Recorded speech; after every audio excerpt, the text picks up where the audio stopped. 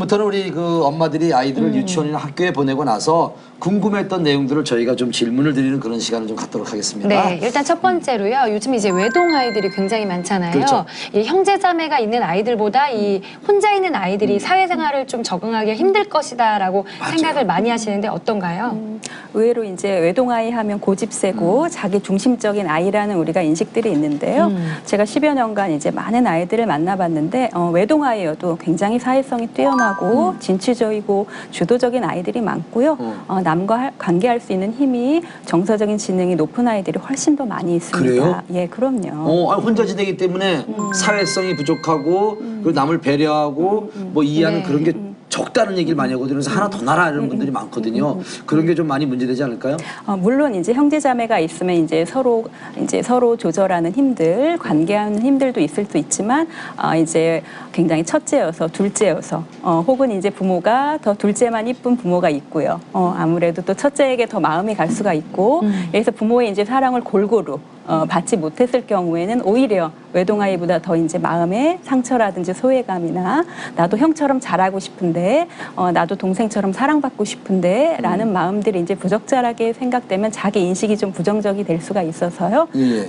형제가 있든 또 외동이든 상관없이 부모의 양육 태도가 굉장히 중요할 수가 있고요. 어떻게 해야 되죠? 예, 혼자이다 보니까 이제 모든 것을 주고 싶은 부모가 맞아요. 굉장히 이제 과잉 행동적인, 과잉 보호적인 다 모습만 사주게 되고. 예, 그러니까 원하든 원치 않든 내가 필요하기도 전에 알아서 미리 해주는 것들 맞아요. 굉장히 이제 이렇게 부모의 태도가 좀 더 이제 독립적으로 3세 이후부터는 혼자 물도 떠다 먹고 자기가 먹은 밥은 자기가 이제 수저 같은 것도 정리하고 집안일을 잘 돕는 아이들이 굉장히 사회지능이 우수합니다. 집안일을 잘 돕는 아이들이요? 그렇죠. 예, 그래서 엄마 이제 설거지도 도와주고 자기 방 청소도 해볼 수 있도록 하고 뭐 어설프기도 하고요. 부족하기도 하지만 스스로 해볼 수 있도록 아이를 조금 거리를 두시고 부모님께서 좀 양육 태도를 좀 더 독립적으로 생활할 수 있도록 도와주신다면 네. 외동아이들이 갖는 강점은 훨씬 더 많이 있습니다. 네. 우리 정우도 오늘부터 집안일을 시키자고요. 예. 네, 근데 사실 이제 형제가 없다 보니까 이제 나누는 데 있어서는 익숙하지가 않잖아요. 네네. 이런 교육은 좀 어떻게 시키면 좋을까요? 주고 이러는 예. 거. 네,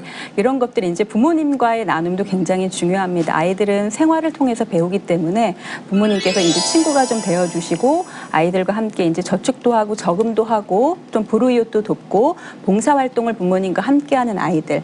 그래서 굉장히 형제 자매와 나누지 않아도 옆에 친구랑 또 나누는 경험들, 또 사촌과도 나누는 경험들, 또 봉사활동을 통해서 나보다 힘든 친구들도 있다는 것들, 이런 감사함을 배울 수 있도록 한다면 꼭 가정 내에서 형제 자매를 통해서가 아니어도 얼마든지 아이들이 배려하는 마음들은 나누는 경험들은 이제 훨씬 더 경험을 통해서 아이들이 익혀질 수가 있습니다. 네. 네. 혼자 크는 아이들은요, 정말 뭐 이렇게 베푸는 거, 그리고 이렇게 남을 이렇게 돕는 거 잘 못한다고 생각할지 모르겠는데 봉사활동을 이렇게 부모님들과 함께하면요 아이들이 참 많은 것을 또 보고 배우고 느낀다고 하니까 서단님 말씀대로 참고하시면 좋을 것 같고 네. 저는 정말 궁금한 게 집에서는 괜찮아요.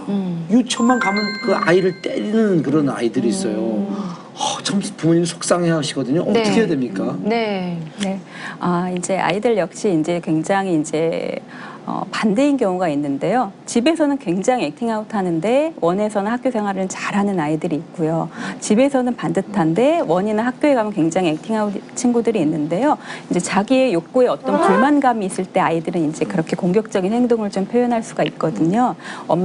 아빠가 내 마음을 못 알아준다든지 내가 뭔가 스러운 마음, 내 욕구가 채워지지 않을 때 아이들은 그렇게 이제 힘으로써 이제 공격적인 성향을 보이거나 혹은 이 친구랑 내가 친하게 지내고 싶은데 이 친구가 내 마음을 못 알아준다라든지 나에 대해서 이제 부정적으로 받아들인다든지 할 때 아이들은 굉장히 공격적인 좀 행동을 보일 수가 있고요. 이럴 때는 이제 아이들을 무조건 제지하는 것보다 이 아이와 굉장히 마음을 나누는 것들이 중요하고요. 예. 집에서 가정에서 부모님이 이제 이 아이와 놀이를 통해서 해보는 해주는 것들이 훨씬 좀 중요할 수가 있습니다. 조금 취학 전이라면 유치원 아이들이라면 역할놀이 같은 것들, 친구 역할을 이제 본인이 하고 아빠 엄마가 그 친구 나의 역할을 해준다든지 선생님과 이제 불편한 관계가 있으면 이제 아이가 이제 선생님이 되어보고 부모님이 내가 되어본다든지 이런 역할놀이 같은 것들 해서 서로의 그 상황에 있어서의 나의 경험들을 나눠보는 것들.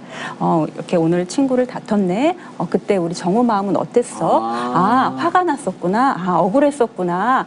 속상했었구나.라고 이렇게 해야 돼. 친구랑 때리면 안 돼. 라고 제재해주기 이전에 아이가 그 당시 느꼈던 마음들을 같이 함께 느껴주는 작업들이 필요할 수가 있습니다. 그렇군요. 네. 저희가 드린 지금 질문은 맘스 카페와 키즈 카페 등에서 아이를 키우는 엄마들의 실제 고민 내용을 지금 모은 질문을 드리고 있습니다. 네, 또 다른 고민인데요. 저희 아이는 이른바 이 엄마 껌딱지입니다. 네, 이 절대로 떨어지지 않으려는 아이를 껌딱지라고 하잖아요. 이 유치원 등교 후에도 몇 시간이나 울어서 이제 선생님들을 곤란하게 한다고 하는데 이렇게 어린 아이들이 엄마와 떨어지는 연습을 어떻게 시작하면 좋을까요? 하셨어요. 이게 이제 분리불안의 하나의 이제 모습인데요.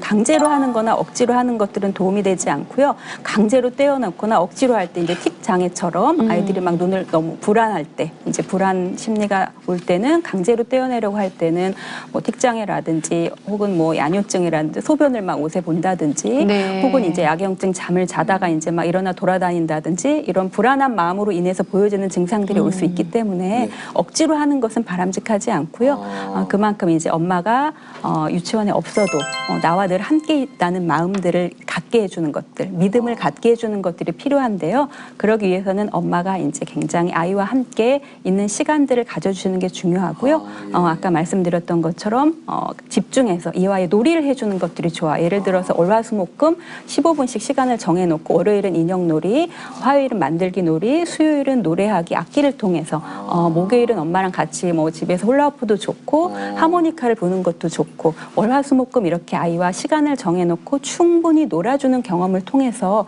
엄마와의 관계가 이제 깊이 있어지면 엄마가 보이지 않는 곳에도 엄마는 늘 나와 함께 해줄 거야 라는 믿음이 있기 때문에 이 아이를 이제 조금씩 거리를 주는 것들이 필요하고요. 뭐든지 한꺼번에 강제로 억지로 하는 것들은 부작용적인 모습을 나타낼 수 있기 때문에 차근차근 아이와 함께 나눠가는 것들이 좀 필요할 수 있습니다. 네. 참 이 아이와 대화가 참 중요한 것 같아요. 네. 자, 마지막 질문입니다. 평소 땡깡이 심한 아이인데 유치원 등원 이후 원하는 장난감을 차지하지 못하면 드러누워 울거나 때를 써서 선생님들이 힘들어하십니다.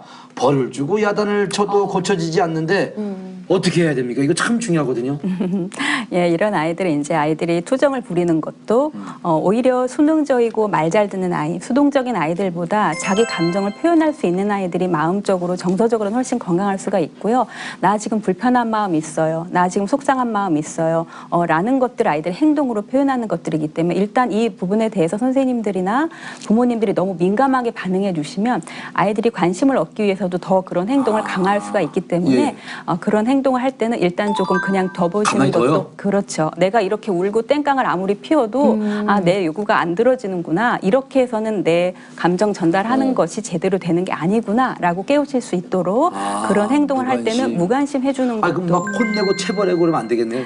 뭐 혼내고 체벌하는 것도 도움이 될 수가 있지만 관계만 좀 더 악화될 수가 있고요. 그런 행동들을 더 강화시켜주는 것들. 왜냐하면 아이들은 부모님이 날 체벌하는 것도 관심의 표현이라고 생각을 할 수 있거든요. 평상시에는 가만히 있다가 내가 땡깡 부리면 나한테 말 지켜주고 나한테 왜 그러니 라고 해주는 것조차도 아이들은 관심의 하나로 표현될 수 있고요.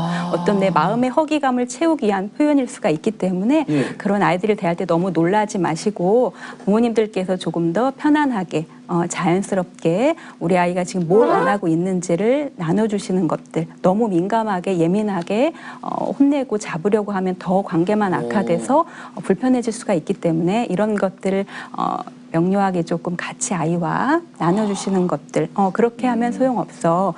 차근차근 이야기하고 떼쓰지 않아야 엄마가 내 이야기를 들어주는구나. 그러니까 평상시에 관심을 좀 가져주시는 것들이 필요할 수가 있겠죠. 내가 떼부리지 않아도 엄마 아빠가 날 사랑해 준다는 것들을 놀이를 통해서 아이와 함께 하시는 것이 가장 효과적입니다. 네. 오늘 양세호 소장님과 함께 하면서 정말 시원해지네요. 우리 아이를 잘 키울 수 있다는 네. 자신감이 생겼고 정말 우리 아이를 존중하고 존경해야 되겠다는, 그리고 항상 대화를 많이 해야 되겠다는 그런 생각을 하게 됐어요. 네, 이제 유치원이나 학교 보내시면서 아이들한테 조금 세심하게 관찰도 해보고 이야기도 많이 나눠보는 것이 네. 중요하다는 생각이 들었습니다. 맞습니다. 오늘 도움 말씀 주신 양소영 소장님 다시 한번 감사드리겠습니다. 네, 감사합니다. 감사합니다.